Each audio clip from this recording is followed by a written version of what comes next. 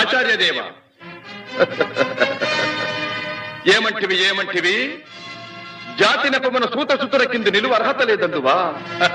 ఎంత మాట ఎంత మాట! ఇది ఛాత్ర పరీక్ష గాని క్షత్రియ పరీక్ష కాదే.